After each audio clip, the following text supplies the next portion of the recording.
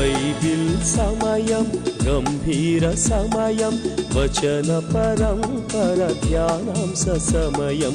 Bible సమయం గంభీర సమయం దైవ సన్నిధికి అనుబంధ సమయం. బైబిల్ సమయం బైబిల్ సమయం బైబిల్ సమయం బైబిల్ సమయం. సొలొమోను సూక్తుల గ్రంథం, సామెతల గ్రంథం, సర్వలోకానికి సర్వజనులందరికీ సరళమైన గ్రంథము, సందేశమిచ్చు ఈ గ్రంథం. సొలొమోను సూక్తుల గ్రంథం, సామెతల గ్రంథం.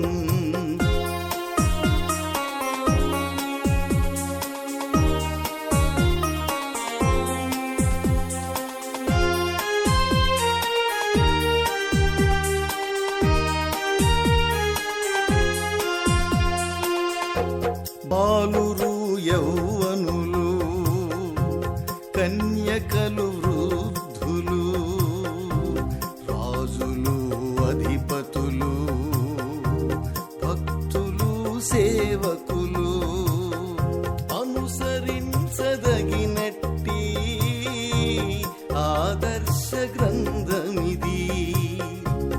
ఉపదేశమంగీకరించిన సురక్షితముగా నుందురు.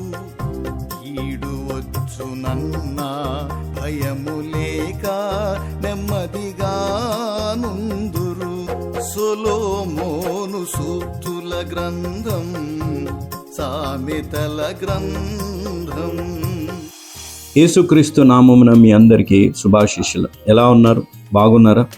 మన నిత్య రాజ్యంలో ప్రవేశమునకు సమృద్ధిగా అనుగ్రహింపబడుతుంది. ఏంటిది? యేసుక్రీస్తు యొక్క కృప. మనం ఆ కృపలో ఉండాలి అనంటే పూర్ణమైన పట్టుదలతో విజ్ఞాపన చేస్తూ మెలకుగా ఉండడం మనం నేర్చుకోవాలి. ఆయన కృపలో మనం జ్ఞాపకం చేసుకుంటే ఆయన రాజ్యంలో ఉంటాము అనే ఆత్మీయ సత్యాన్ని మనం తెలుసుకోవాలి అనంటే రక్షణ సువార్త విని రక్షణ పొందాలి.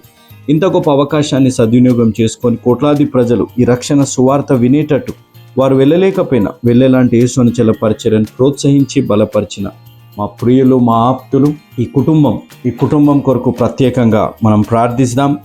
మహోన్నతుడా, జీవం కలిగిన మా దేవ, జీవాధిపతి, సర్వాధికారి అయిన దేవుడివి తండ్రి, మానవుడి జీవితంలో ప్రవ్వా మీరు నిత్య రాజ్యంలో ఉండాలని ఆశ. కానీ ప్రవ్వా కష్టాలు, శ్రమలను బట్టి మేము తొట్టిల్లిపోతున్నాం. పట్టుదల లేకుండా, మెలకుగా లేకుండా మేము తొట్టిల్లిపోతున్నాం. కానీ ప్రవ్వా మీ రక్షణ సువార్త వినడం ద్వారా, రక్షణ పొందడం ద్వారా ప్రవ్వా ఆ మెలకుతనం మా జీవితాల్లో కలుగుతుంది. కాబట్టి ఇంత గొప్ప అవకాశాన్ని సద్వినియోగం చేసుకొని ఈ రక్షణ సువార్త కోట్లాది ప్రజలు వినేటట్టు, వారు వెళ్ళలేకపోయినా వెళ్ళేలాంటి మాలాంటి సేవకుని ప్రోత్సహిస్తూ బలపరుస్తున్న మిస్టర్ అండ్ మిస్సెస్ జవహర్ గారు, వారు మార్కాపురం వాస్తవ్యులు, మాకు అత్యంత సన్నిహితులు, యేసుని పరిచర్యని ఎంతగానో ప్రోత్సహించి ప్రేమించి బలపరిచేవారు. ఈ కుటుంబాన్ని దేవుడు మెండుగా దీవించునుగాక. వారికి ఇచ్చిన 2 బిడ్డల్ని, వారి కుటుంబాలని దేవుడు దీవించి ఆశీర్వదించునుగాక. వారు చేసిన సహాయాన్ని బట్టి ఈరోజు ఒక్క ఆత్మైన రక్షణ పొందే అవకాశాన్ని, ప్రాముఖ్యంగా ఒక్కరైనా దేవుని క్రీస్తు నిత్య రాజ్యంలో ప్రవేశించి పట్టుదలతోని మెలకుగా ఉండి క్రీస్తు యందు విజ్ఞాపన చేసే ఆత్మీయ అనుభవాన్ని దయచేసినందుకు దేవుడు వారిని, వారి కుటుంబాన్ని, వారి జీవితాల్లో ఉన్న ప్రతి హృదయవాంఛనని దేవుడు నెరవేర్చి దీవించి ఆశీర్వదించునుగాక. వారు చేసిన సహాయాన్ని బట్టి ఈరోజు ఎవరైతే రక్షణ తీర్మానం తీసుకోబోతున్నారో వారి జీవితాల్లో, ఈ వాక్యం వింటున్న ప్రతి ఒక్క బిడ్డ జీవితంలో దేవుడు వారికి ఇస్తున్న వాగ్దానము, యేసుక్రీస్తు యొక్క నిత్య రాజ్యంలో ప్రవేశము మీకు సమృద్ధిగా అనుగ్రహింపబడును.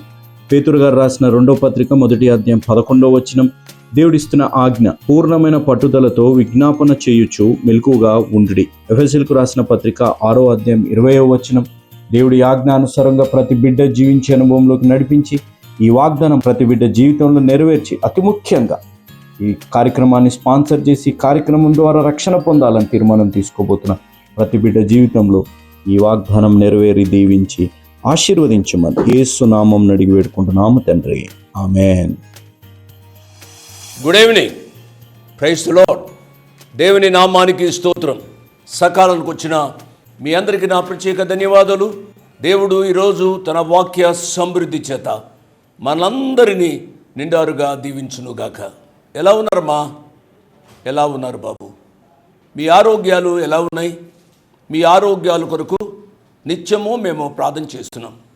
మేమే కాదు, అనేక మంది సేవకులు, మీ స్థానిక సేవకులు, సంఘస్థులు ప్రార్థన చేస్తున్నారు.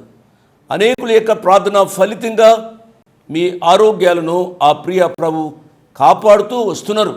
ఆ ప్రియ ప్రభు యొక్క ప్రేమకు ఏమి చెల్లించి ఆయన ప్రేమ రుణాన్ని తీర్చుకోగలము. కాబట్టి మనం అందరము ఆయనకు రుణపడి జీవించాలి.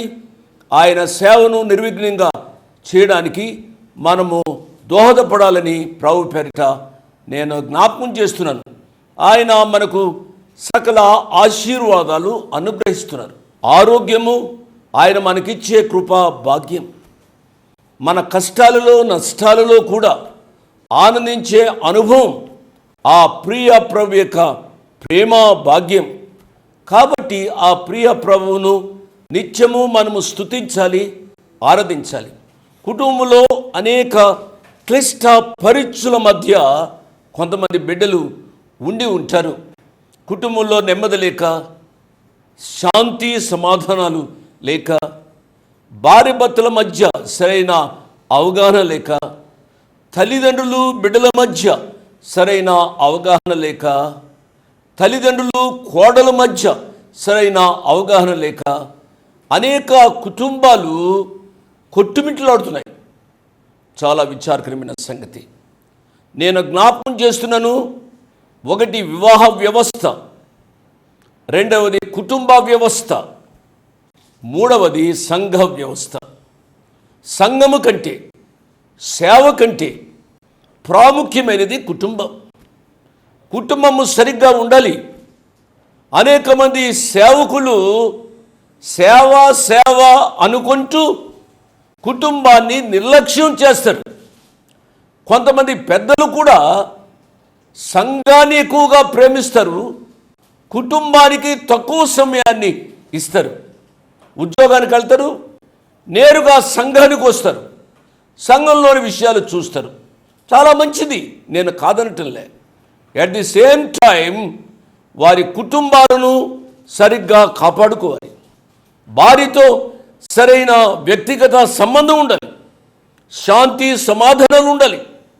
పెండ్లి కాని బిడ్డలు ఇంట్లో ఉంటే వారితో కూడా మంచి సంబంధాలు ఉండాలి. పెండ్లైన బిడ్డలతో అల్లుడు కానీ కోడండ్రు కానీ వారితో సత్సంబంధాలు కలిగి ఉండాలి. తద్వారా దేవుని నామానికి మహిమ కలుగుతుంది. ఇదే లేకుండా సాతానుడు చేస్తూ ఉన్నాడు. పెండ్లి కాని నా ప్రియ బిడ్డలరా, తొందర పడవద్దు అని ప్రభు పేరిట నేను మనవి చేస్తున్నాను.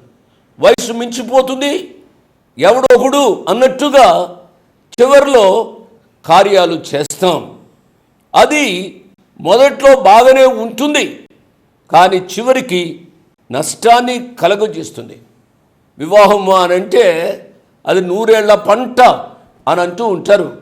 కాబట్టి ఇన్ని సంవత్సరాలు ఈ వివాహ జీవితంలో మంచిగా సాగాలి అని అంటే వివాహ ప్రారంభం బాగుగా ఉండాలి అని నేను మనవి చేస్తున్నాను.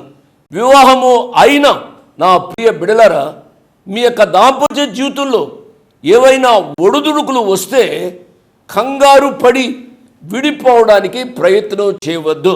ప్రత్యేక మనవి, ఆలోచించాలి, ప్రార్థించాలి. ఒక విషయం మోషే గారు చెప్పారు, వ్యభిచార విషయం తప్ప మరి దేని మీద కూడా విడాకులు తీసుకోవడానికి వీలు లేదు అని చెప్పారు. ఆ కాల పరిస్థితులను బట్టి మోషే గారు చెప్పారు.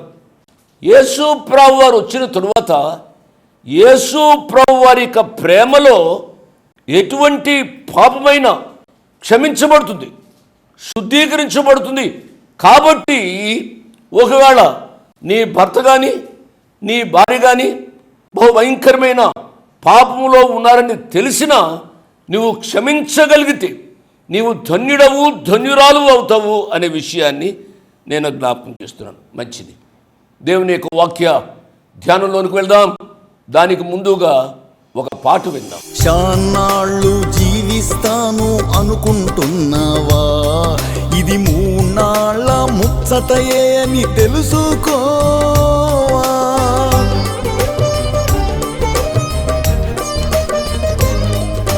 చాన్నాళ్ళు జీవిస్తాను అనుకుంటున్నావా? ఇది మూన్నాళ్ళ ముచ్చటయే అని తెలుసుకో. ఇన్నాళ్ళు జీవించింది వ్యర్థం తెలుసుకో. ఇన్నాళ్ళు జీవించింది వ్యర్థం తెలుసుకో. ఇంకెన్నాళ్ళు క్రీస్తుకు దూరంగాను ఉంటావు. ఇంకెన్నాళ్ళు క్రీస్తుకు దూరంగాను ఉంటావు. యవ్వనుడా, ఎందాక నీ పయనం? ఈ రంగుల వలయంలో నీవు చిక్కుకున్నావా?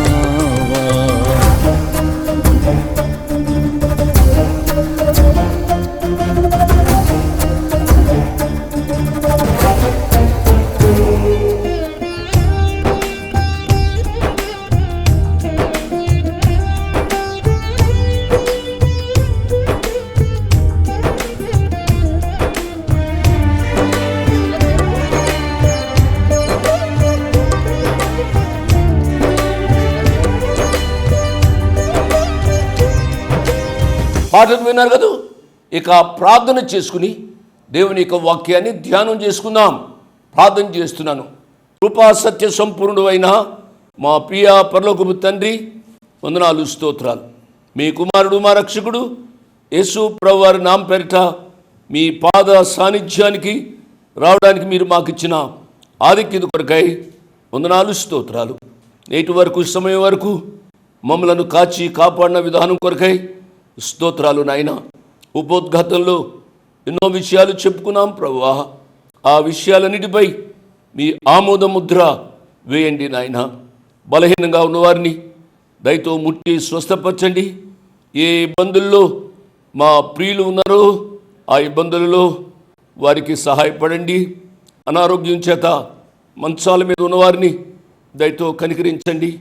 వయసును బట్టి మంచాల మీద ఉండి ఉండవచ్చు, దీర్ఘకాల వ్యాధుల చేత ఉండి ఉండవచ్చు, యాక్సిడెంట్స్ మూలంగా మంచాల మీద ఉండి ఉండవచ్చు ప్రభువా.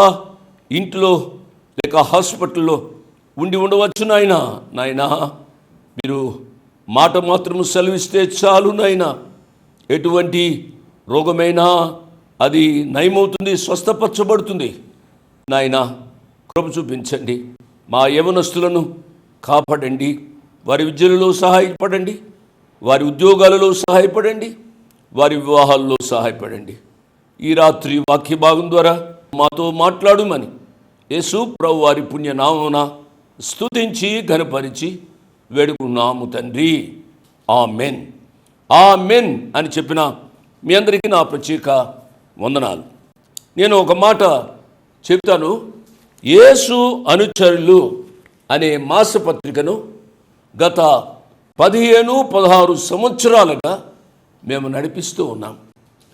ఈ పత్రిక తెలుగు ప్రజలకు చాలామందికి తెలుసు.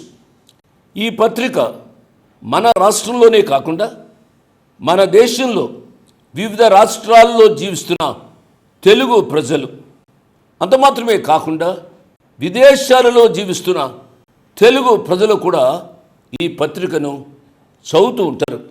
ఈ పత్రికలో చాలా శ్రేష్టమైన దైవదాసులు, అనుభవశాలురు వ్యాసాలు రాస్తూ ఉంటారు. చాలా ఆధ్యాత్మిక సత్యాలు. జార్జ్ వైట్ ఫీల్డ్ దొరగారు దేవుని యొక్క వాక్యాన్ని ఆయన ఎంతో అనుభవంగా ప్రసంగించే గొప్ప వక్త. ఒకనొక దినాన్ని ఆయన సువార్త కూడికల కొరకు ఒక పట్టణానికి వెళ్ళారట.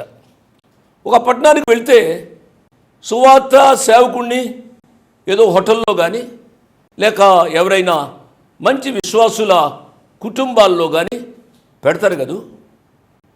ఈ దినాల్లో కూడా ఆ రీతిగానే చేస్తూ ఉంటారు. కూడికల కొరకు పిలిచిన వారు దైవ సేవకుడిని ఎంతో ప్రేమిస్తారు. జార్జ్ వైట్ ఫీల్డ్ గారిని ఒక ఇంటిలో పెట్టారు. ఆ ఇంటిలో మేడ మీద ఆయనకు అకామిడేషన్ అరేంజ్ చేశారు. భార్య భర్త బిడ్డలు కలిసి ఎంతో ప్రేమతో ఆయనను చూస్తూ ఉన్నారు. ప్రతి రాత్రి ఈయన వెళ్ళి వాక్యాన్ని చెప్పి వస్తున్నారు.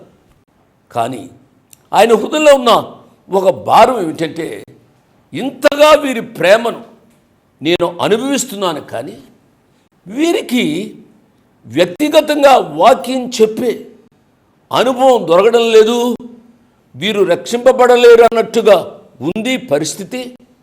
ప్రేమ అయితే ఉంది, కానీ యేసు ప్రభు వారి ప్రేమను వారు సంపూర్ణంగా అనుభవించలేనట్టుగా ఉంది అని గ్రహించారు. మీటింగులు అయిపోయినాయి, కానీ తన హృదయంలో చాలా బాధగా ఉంది. అయినప్పటికీ కూడా మీటింగ్లు అయిపోయినాయి కాబట్టి ఇంకా ఇంటిలో ఉండలేరు కదా. ఆయన తన సొంత ఊరికి వెళ్ళిపోవాలి. సొంత ఊరికి వెళ్ళిపోయే సమయం ఆసన్నమైంది. ఆసన్నమైనప్పుడు ఆయన ఉన్న గదిలో అటు ఇటు తిరుగుతున్నాడు. వీరికి ఇంతవరకు వాక్యం చెప్పలేదు. వారికి అన్నీ ఉన్నాయి, కానీ వారి హృదయాలలో యేసు ప్రభువు లేరు అని చాలా మదనపడుతున్నాడు జార్జ్ వైట్ ఫీల్డ్ గారు. అప్పుడు ఆయన ఏం చేశారంటే, తన చేతికున్న ఉంగరాన్ని తీసి ఆ గోడ మీద వన్ థింగ్ దౌ ల్యాకెస్ట్, మీకు ఒకటి కొదువుగా ఉన్నది అని చెప్పి రాసి ఇక ప్రార్థన చేసి వెళ్ళిపోయారు. వెళ్ళిపోయిన తరువాత ఈ గొప్ప దైవజనుడు మేడ మీద ఉన్నారు. ఆ దైవజను యొక్క రూమ్ ఎలా ఉందో చూద్దాము అని చెప్పి ఆ భార్య భర్తలు పిల్లలు పైకి వచ్చారు. పైకి వచ్చేసరికి వారి కళ్ళకు మొట్టమొదటిగా కనిపించింది ఏమిటి అనగా, ఆయన తన ఉంగరంతో రాసిన ఆ మాట, వన్ థింగ్ దౌ ల్యాకెస్ట్, మీకు ఒకటి కొదువుగా ఉంది. వెంటనే మోకాళ్ళ మీదకి వచ్చారు. మేము వాక్యాన్ని విన్నాం, మాకు కొదువుగా ఉన్నది యేసు ప్రభువారు. మాకు అన్నీ ఉన్నాయి, మేడల మిద్దులు ఉన్నాయి, కార్లు ఉన్నాయి, డబ్బు ఉంది, అన్నీ ఉన్నాయి, కానీ యేసు ప్రభువారు మాకు లేరు. ఈ దైవజనుడిని పెట్టుకున్నాం, కానీ ఈ దైవజనుడును బోధించిన ప్రేమామయుడు మాకు లేడు అని చెప్పి మోకాళ్ళ మీదకు వచ్చి వారు పశ్చాత్తాపడి కన్నీరుతో వారి జీవితాన్ని ఒప్పుకొని యేసు ప్రభువారిని వారి హృదయాల్లోనికి స్వీకరించారు. వెంటనే ఈ విషయాన్ని జార్జ్ వైట్ ఫీల్డ్ గారికి తెలియచేశారు. ఆయన ఎంతో మురిసిపోయారు, ప్రభువారిని స్తుతించారు. నా ప్రియ బిడ్డలారా, మన జీవితాలలో ఎన్నో ఉండవచ్చు, కానీ యేసు ప్రభువారు ఉన్నారా? ఆ ప్రేమామైన యొక్క ప్రేమను మనము యథార్థమైన రీతిగా అనుభవిస్తున్నామా లేదో ఆలోచించాలని ప్రభు పేరిట నేను జ్ఞాపకం చేస్తున్నాను. ఈ మంచి వ్యాసాలతో ఉన్న ఈ మాసపత్రిక మీకు కావాలి అనంటే దయతో ఆఫీస్కి కానీ ఫోన్ చేయండి. ఈ పరిచయం చూస్తున్న బక్సింగ్ కానీ ఫోన్ చేయండి, ఒక ఉత్తరం రాయండి, మీకు వెంటనే పంపిస్తాము అనే విషయాన్ని జ్ఞాపకం చేస్తున్నా. మంచిది. సామెతల గ్రంథం 27వ అధ్యాయము 12వ వచనాన్ని చదువుతున్నాను. బుద్ధిమంతుడు అపాయం వచ్చుడు చూచి దాగును, జ్ఞానము లేని వారు యోచింపక ఆపదలో పడుదురు. ఇక్కడ ఇతను గూర్చి ఆ గ్రంథకర్త రాస్తున్నాడు. ఒకటి బుద్ధిమంతుడు, రెండవది బుద్ధి లేనివాడు, అంటే జ్ఞానము లేనివాడు. మనకు జీవితాన్ని కూర్చున్న అవగాహన ఉండాలి. బుద్ధిమంతుడు ఏం చేస్తాడు? అపాయం వచ్చుట చూచి దాగును అనగా, తన యొక్క జీవితంలో ఏదో అపాయం వస్తుంది అని చెప్పి ఆయన చాలా భద్రపరచబడతాడు. ఈ విషయాన్ని జాగ్రత్తగా ఆలోచించాలి. బుద్ధి కలిగిన వారు, జ్ఞానం కలిగిన వారు, జీవితాన్ని గురించిన అవగాహన ఉన్నవారు వారి జీవితంలో వారి కుటుంబ క్షేమం కొరకు కొన్ని పథకాలు ప్రవేశపెట్టుకుంటారు. ముఖ్యంగా బ్యాంక్స్ ఉపయోగపడుతున్నాయి. బ్యాంక్స్లో కొంత డబ్బు నిల్వ చేసుకుంటారు. అదే రీతిగా ఎల్ఐసి, లైఫ్ ఇన్సూరెన్స్ కార్పొరేషన్, ఆ రీతిగా అనేక క్షేమకరమైన ఆ రీతిగా అనేకములుగా మన డబ్బును నిల్వ చేసి మన యొక్క కష్టాల్లో, నష్టాల్లో, మన యొక్క అపాయకరమైన కాలంలో సహాయపడే రీతిగా సహాయపడే సంస్థలు కొన్ని ప్రభుత్వము కల్పిస్తుంది అనే విషయాన్ని నేను జ్ఞాపకం చేస్తున్నాను. బుద్ధిమంతుడు అపాయం వస్తుందేమో అని చెప్పి అతడు తనకున్న డబ్బును ఇటువంటి బ్యాంక్స్లో కానీ కార్పొరేషన్స్లో కానీ నిల్వ చేస్తాడు అనే విషయాన్ని జ్ఞాపకం చేస్తున్నాను. దయచేసి ఒక సత్యాన్ని నేను మొట్టమొదటిగా యవనప్రాయంలో రక్షింపబడి సేవా అనుభవంలోనికి వస్తున్నప్పుడు చెప్పేవారు, ఎల్ఐసిలో వేయడం పొరపాటు అన్నట్టుగా కొంతమంది బిలీవర్స్ చెప్తూ ఉండేవారు. నేను చెప్పేది ఏమిటి అనగా, మన యొక్క జీవితాలలో బ్యాంక్స్లో వేయకూడదని, ఎల్ఐసిలో వేయకూడదని, ఆయా బ్యాంక్స్లో మన యొక్క డబ్బు నిల్వ ఉంచకూడదని బైబిల్లో ఎక్కడా రాయబడలేదు. వెంటనే మీలో కొంతమంది నన్ను అడగవచ్చు, యేసు ప్రభువారు చెప్పారు కదా, రేపటి గూర్చి చింతించవద్దు, ఏనాటికి ఆనాటికి చాలును అని చెప్పారు కదా అని మరి అడగవచ్చు. నా ప్రియులరా, సమయ సందర్భానుసారాలు మనము గ్రహించాలని ప్రభు పేరిట నేను జ్ఞాపకం చేస్తున్నాను. మన యొక్క జీవితాలలో దేవుడు మనకిచ్చిన ఆశీర్వాదాన్ని, దానిని భద్రపరుచుకోవడం తప్పు కాదు. దుర్వినియోగం చేసేదానికంటే మనకు డబ్బు ఉంది అని మనుషులకు చూపించడానికి ఏవేవో అన్నెసరీ ఖర్చులు చేసి మన గొప్పతనాన్ని, మన గర్వాన్ని చూపించుకునే దానికంటే మనము భద్రపరుచుకోవడం ఆశీర్వాదకరం అనే విషయాన్ని నేను జ్ఞాపకం చేస్తున్నాను. కాబట్టి మన యొక్క జీవితాలలో దేవుని కొరకు భద్రత, మన కుటుంబంలో ఉన్న వ్యక్తుల కొరకు భద్రత అనేది మన యొక్క జ్ఞానం మీద ఆధారపడి ఉంటుంది. జ్ఞానము లేనివారు ఇష్టానుసారంగా జీవిస్తారు అనే విషయాన్ని నేను జ్ఞాపకం చేస్తూ ఉన్నాను. 13వ వచనం, ఎదుటి వాని కొరకు పూట పడిన వాని వస్త్రము పుచ్చుకొనుము, పరుల కొరకు పూట పడిన వాని వలన కుదువ పెట్టించుము. పూట పడటం అనేది సామెతల గ్రంథం 6వ అధ్యాయ ధ్యానాల్లో నేను చెప్తూ వచ్చాను. పూట పడడం అనంటే జామీను ఉండడం. కాబట్టి మనము అనవసరమైన విషయాల కొరకు, స్నేహాలను బట్టి మనము జామీన్లు ఉండడం అనేది మన వ్యక్తిగత కుటుంబాలకు నష్టం కలిగిస్తుంది అనే విషయాన్ని జ్ఞాపకం చేస్తున్నాం. ఒక్కసారి సామెతల గ్రంథం 6వ అధ్యాయంలోనికి వెళ్ళండి. ఆ అధ్యాయాన్ని ఒకసారి చదవండి, ధ్యానించండి. పూటపడటం అనే సత్యం అర్థమవుతుంది అనే విషయాన్ని జ్ఞాపకం చేస్తున్నాను. 14వ వచనం, వేకునే లేచి గొప్ప శబ్దముతో తన స్నేహితుని దీవించు వాని దీవెన వానికి శాపముగా ఎంచబడును. ఈ దినాల్లో వేకునే లేచి కొంతమంది వాక్యాన్ని చెబుతూ ఉంటారు. బూరల్లో వాక్యాన్ని చెబుతారు, మైకుల్లో వాక్యాన్ని చెబుతారు. లేకపోతే ఎవరి ప్రసంగాలైనా వారి ఇంట్లో నుంచి ప్రసారం చేస్తూ ఉంటారు. జ్ఞానైన సొలొమోను రాసింది ఏమిటి అనగా, వేకునే లేచి గొప్ప శబ్దముతో తన స్నేహితుని దీవించు వాని దీవెన వానికి శాపముగా ఎంచబడును. ఏ రీతిగా శాపంగా ఎంచబడుతుందో వచ్చే పాఠంలో మనం ధ్యానం చేస్తాం. ప్రియులరా, జార్జ్ వైట్ ఫీల్డ్ గారి యొక్క జీవితాన్ని గూర్చి నేను చెప్పాను. బుద్ధిమంతుడు ఏ రీతిగా జీవిస్తాడో అనే విషయాన్ని మనం జ్ఞాపకం చేసుకున్నాం. పూటబడుట అనే విషయాన్ని గురించి కొద్దిగా చెప్పుకున్నాం. ఏ విషయాలైతే చెప్పుకున్నామో ఆ విషయాలు మర్చిపోకుండా జ్ఞాపకం ఉంచుకొని ప్రభువు కొరకు జీవించమని మనం చేస్తూ ముగిస్తున్నాను. దేవుడు మిమ్మల్ని నిండారుగా దీవించునుగాక.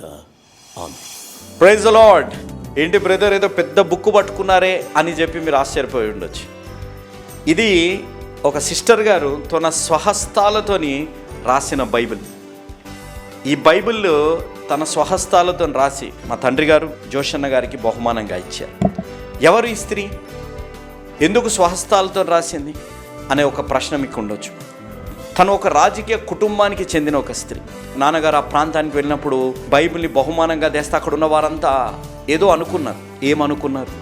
తన గురించి వివరణ మీరు ఇంకా తెలుసుకోవాలి అని అంటే మా యేసు అనుచరుల మ్యాగజైన్లో దాని గురించి ఎంతో వివరణగా రాసాం. ఈ 3rd పేజ్లో రాయబడింది. కాబట్టి ఈ మ్యాగజైన్ మీరు తెప్పించుకోండి. అనేక ఆత్మీయ సత్యాలతోని రాయబడుతున్న మ్యాగజైన్ ఇది. అదేవిధంగా దీంట్లో సామెతల గ్రంథంలోంచి కొన్ని మర్మాలు మీకు ఇక్కడ తెలియజేయబడ్డాయి.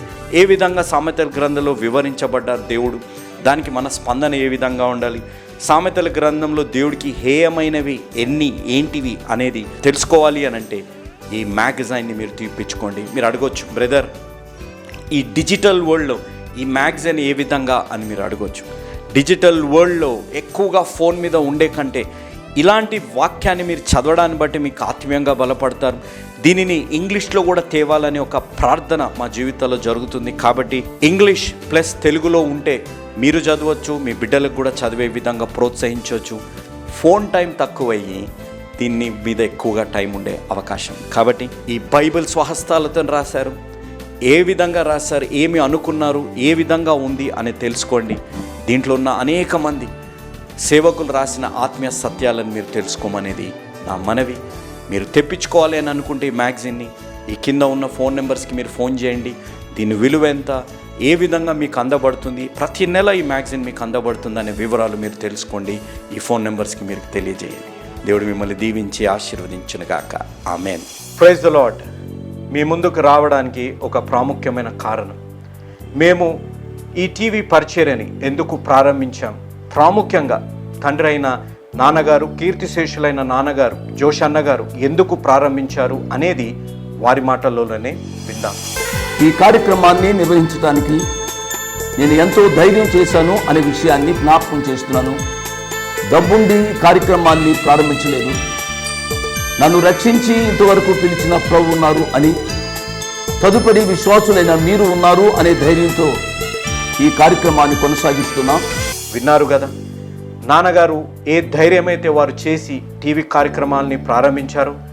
మన రక్షకుడైన యేసు ఉన్నారని, విశ్వాసులైన మీరు ఉన్నారనే ధైర్యంతోనే ఈ టీవీ కార్యక్రమాలని మేము కొనసాగిస్తున్నాం గత సంవత్సరాలుగా. ఇక ముందు కూడా మేము కొనసాగించాలి అని అంటే మీలో విశ్వాసులైన మీరు, ప్రేరేపింపబడ్డవారు మీరు, వచనం వెంబడి వచ్చిన ధ్యానాలు జోషన్న గారివి, పాయింట్ వైజ్ ధ్యానాలు జాన్ స్పర్జన్ గారివి, హీరోస్ ఆఫ్ ది బైబిల్ అనే సిరీస్ ధ్యానాలు భక్త్ సింగ్ నావి కొనసాగేటట్టు మీరు ప్రేరేపింపబడితే, మీరు సహాయం చేసి మీరు నేరుగా నాతోని మాట్లాడవచ్చు. నాతో మాట్లాడి మాకు సహాయం చేయాలనేది నా మనవి. కాబట్టి మీరందరూ ఏ భారమైతే, సేవా భారమైతే నాన్నగారు గత 40 సంవత్సరాలుగా ముందుకు కొనసాగించారు, ఇప్పుడు యవనస్తులమైన మా అన్నగారు జాన్ స్పర్జన్ గారు మాపై ఉంది. కాబట్టి మీరు కూడా ఏ విధంగా నాన్నగారిని అయితే ప్రోత్సహించారు, నాన్నగారిని ఆదరించారు, మమ్మల్ని కూడా ఆ విధంగానే ప్రోత్సహించి ఆదరిస్తారని నమ్ముచు సెలవు తీసుకుంటున్నాను. దేవుడు మిమ్మల్ని దీవించి ఆశీర్వదించునుగాక. ఆమేన్.